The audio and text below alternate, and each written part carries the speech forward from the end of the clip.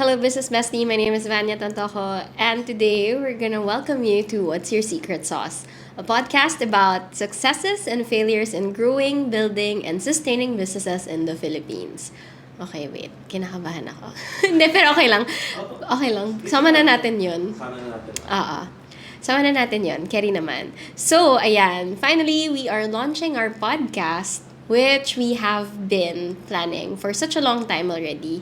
Pero today, uumpisahan na natin to kasi syempre, I also want to share with you the secrets being a business owner here in the Philippines. So in today's episode, we're gonna talk about your questions kasi nagtanong ako sa social media kung ano ba dapat yung mga questions nyo for becoming a business owner. I think isa yun sa mga parang laging tinatanong sa akin sa TikTok, sa Instagram, and sometimes I also want to share my personal insights kung paano ko ba stinarte to. So I'm gonna read through a question and then sasabihin ko yung sagot ko on a point-per-point level or basis.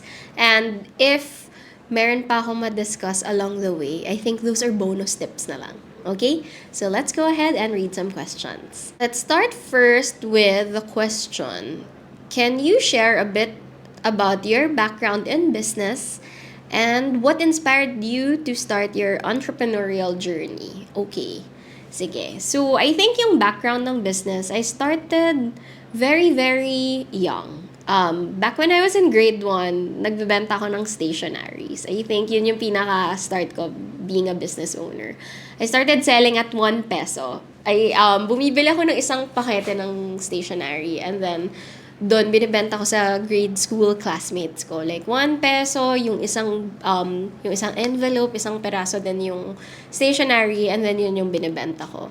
Eventually, I think I grew up being a business owner or being entrepreneurial at that. Kasi parang feeling ko, alam ko yung fact na pag may binili ako, tas binenta ko siya, pwede akong kumita or may pwedeng bumalik sa akin. So I grew up with that.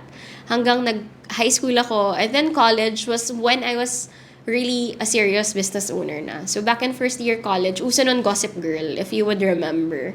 Yung mga Gossip Girl headbands. Nagbebenta ako nun sa school. Pero wala akong platform kung saan ko siya ibebenta. So multiply.com was the one na uso pa nung time na yon. Wala pang Facebook. I think it was Friendster and then Multiply. And then, a few months before Facebook, nangyari to, I started selling online. So, ang ginagawa ko is, I'll get my yung digital camera. Sony pa yan, naalala niyo yung mga colorful na digicam dati. Nauso na ulit ngayon. Yun yung ginagamit ko. So, I started like taking photos, dadalhin ko siya sa MS Paint. Sa MS Paint, doon ko siya parang gagawin na isang parang picture na may design. Tapos lalagyan ko ng pangalan. Kunwari, Blair Waldorf headbands. Tapos ibebenta ko siya. So, doon nag-start yung pagiging social media e-com person ko, I think. Doon ako nag-start mag-discover ng social media platforms as part of my selling journey. After nun, a couple of years passed, up until 4th year college ako, nagbebenta ko. And people know me as the girl who sells out headbands and accessories and clothes. Kasi parang, sabi nila, si Vanya, siya yung nagbebenta. So, alam talaga ng mga friends ko, alam nung mga barkada ko. Even my batchmates would know me. And even the other batches, even as in higher than me, kilala nila ako as ako yung nagbebenta. And I participated in multiple thesis pa at that point. Kasi, yun yung time na bago pa lang yung e-com. So, nag-start talaga ako since super fresh ng e-com. Wala pa talaga silang alam. Even the pages on Facebook, wala pa yun. As in, ano lang siya, personal account. So, I still have the personal account of that shop. Lux Mode, yun yung tawag. And then, when I graduated, doon ako nag-start na parang, okay, sige, let's do this thing on a professional level. And doon ako nag-start na parang mag-work. Pero I treated work as a racket. Or, hindi ko nga alam na freelancing na pala yung tinatawag. Eventually, nung dumami yung freelancing clients, that's when I started Z Studios, which is a digital marketing agency. Because nga of my background in selling, doon ako nag-start na parang, okay, this is workable pala. So, this is something that I can do. So, I think doon nag-start talaga and naging fruitful yung pagiging entrepreneurial ko. It's more of, I think, of how I grew up. My parents were very business-oriented, so we had a couple of businesses before. So in my mind, I also wanted to become a business owner. Kaya hindi siguro ako nag-corporate job. So that's question 1. Second, let's dive into the topic of successes and failures. Can you recall a particular moment in your business journey where you experienced significant success? And what factors do you believe contributed to that success? Grabe naman, sobrang lalim. Char.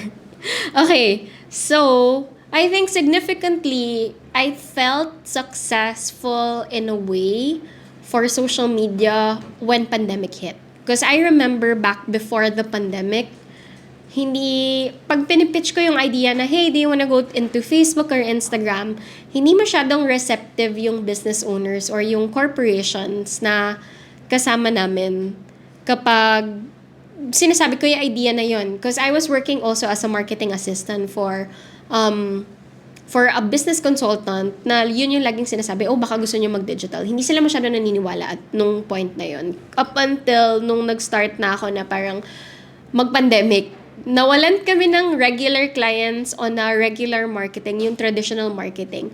But right after, siguro mga June, July, that's when I really started feeling the success that was built for social media. Which to think, I started it 2008, ako nagbebenta sa Multiply.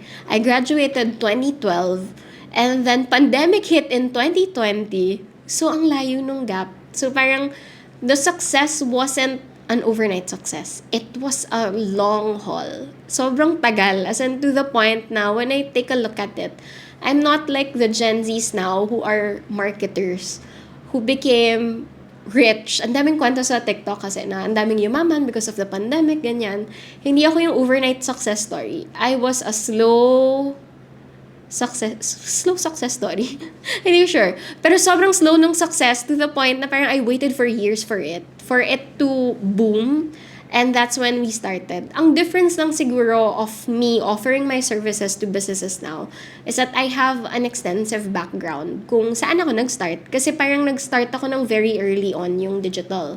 So, ang difference ko when I pitch into clients now is that when they see me starting back in 2012, doon nila na-realize na, oh, this girl has been in the industry for such a long time. So, alam niya kung ano yung nangyayari. So, I think yun yung pinaka experience ko for significant success. It was really the pandemic because everything shifted. Lahat, Vanya, can you teach me how to make a Facebook page? Vanya, can you teach me how to make a TikTok?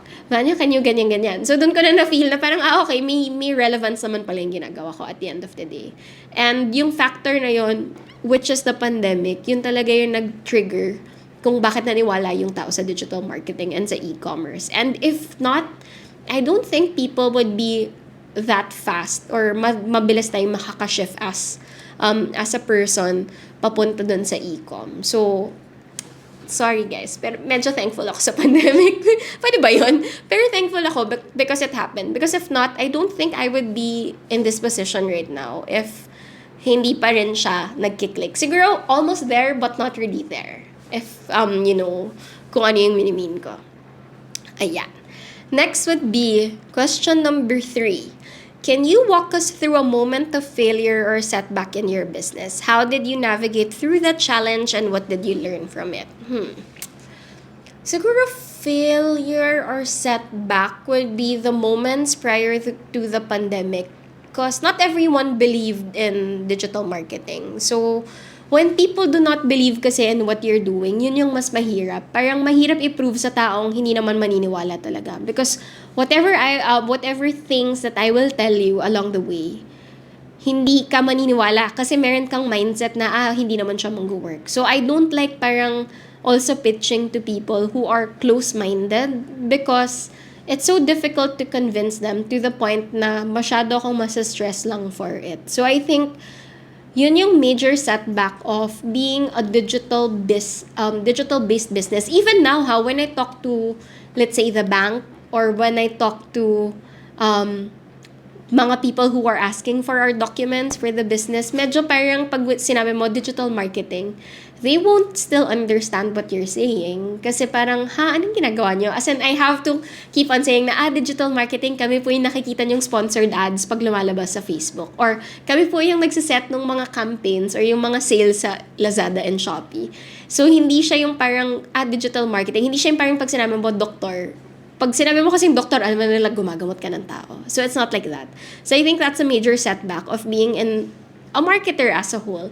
Not everyone would understand what we're doing. So I think medyo mahirap yon i-prove na parang feeling nila, wala lang naman yung trabaho namin. Pero at the end of the day, it is what makes businesses work all throughout. Kasi parang nakikita nila na, okay, yun nga pala yung ginagawa niya. Doon na lang nila marirealize yun. So, yun. Teka, inom tayo. Mahirap pala to. Okay, failure is often seen as a taboo topic in the business world. Why do you think it's important for entrepreneurs to openly discuss and learn failures from their failures? Okay, so medyo malalim na question. But I think it's part of the cycle, especially if you're a startup, because you don't know what's gonna work and what will not work until you get there. So for example, for me, whenever I talk to clients, even our clients now in Z Studios, I always tell them that, hey, let's try it. Wala naman mawawala kung hindi natin susubukan. Ganun din yung failure, because you don't hindi mo alam kung kailan ka magiging successful and kailan ka magfe-fail. So up until you get to try it, that's when you would know na, okay, this one worked for us, so it can be successful. Or this one is actually a failure in the business, so what can we learn from it? So it's something where you kind of have to look at it on a different perspective. Kasi pag nag-fail ka, hindi naman ibig sabihin hindi ka na okay na tao. Hindi naman ibig sabihin na fail na yung business mo. Or hindi naman ibig sabihin wala ka ng pag-asa the next day. It just means that you have room for improvement. Actually, which is better, diba? Pag marami yung room for improvement mo, that means you are meant to have a better tomorrow. So, for me, failures are there even when I still report to businesses, because not every month would be a good month for businesses that we handle. So, yung mga clients namin would have months wherein, bakit mababa yung sales natin? Yun yung tanong. Bakit tayo nag-fail sa campaign na to? Ibig sabihin, it's a room for us to assess what are the things that we did right and what are the things that we did wrong and what can we improve on. So we have to make sure that failures are there for us to keep on learning, because if you don't learn, you will be stagnant at the end of the day. And bonus part doon, sobrang bilis ng takbo ng buhay. So, yung nalalaman natin today might not be even relevant for tomorrow. So, if you fail today, you have that room to improve for tomorrow. So, I think yun yung hindi nakikita ng iba na parang porket fail ka or porket yung iba sinasabi failure is wala silang benta. Yung iba, ang measurement nila ng failure is kapag hindi siya effective. So, failure is also subjective depending on sino yung nakakakita ng failure. But for me, every single point in a business, whether it's a success or it's a failure, it's a way for you to learn. And dun ka matututo talaga to make everything successful. I think it's something that should be often talked about. Kasi sometimes yung ibang marketers also takot mag-present ng isang data.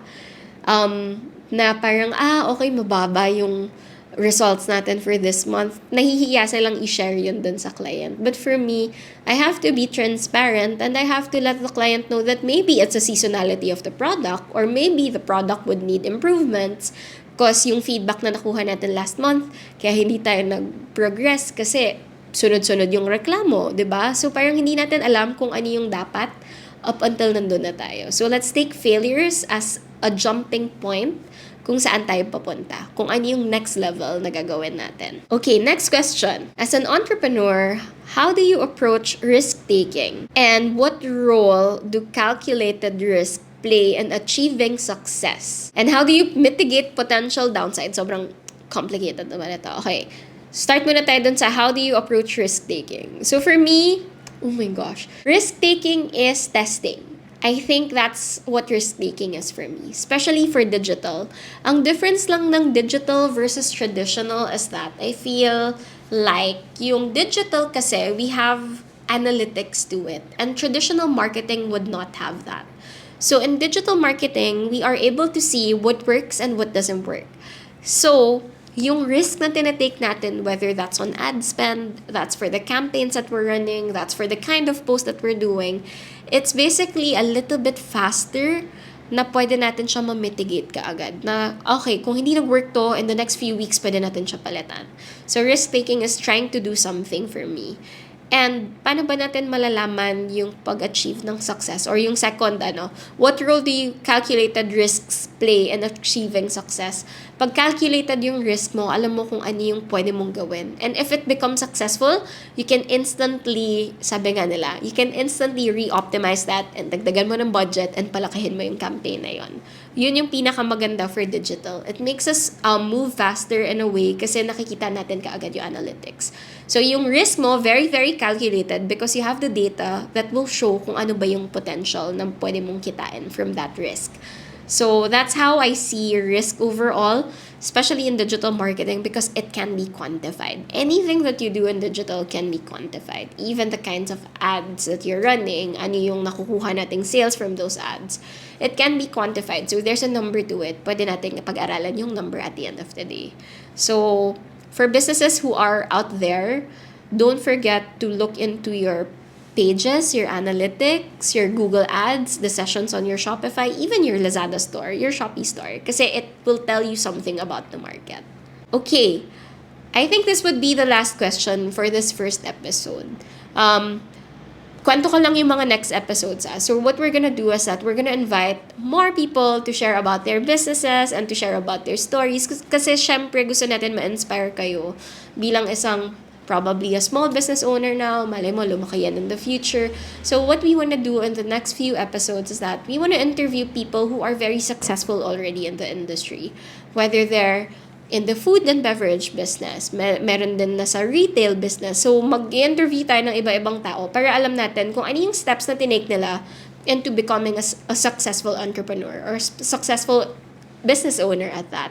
So, tatanungin nila yung secrets of their businesses, ano ba yung pwede nilang ma-share na tips and tricks for us para at least matuto tayo as a person, as an entrepreneur or a business owner, kung ano yung pwede natin i-take. Kasi yun nga, mas maganda pa rin na lessons in life yung mga experiences na nangyayari sa atin before we even learn something. So, that's the goal of the podcast. It's really to help you assess if this one's for you or if this is your calling, kumbaga, diba?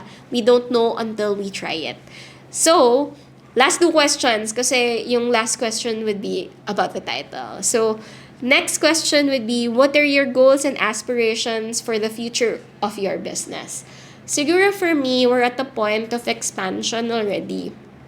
So, being in the business, imagine niyo sobrang tagal ko na sa business pero pandemic lang ako umandar. So, 2020, doon na tayo mag-start. So, from the pandemic up until now, it's already 4 years. A lot has happened in the market. So, for us, it's more about leveling up. Our goals for this year is a little bit higher compared to the past years. We've been selling our service for such a low, as in low talaga price. We have clients that are below 4 digits or 4 digits lang yung single namin sa kanila. So our goal now and aspiration would be really expanding the team, having people who can deliver content, who can deliver video.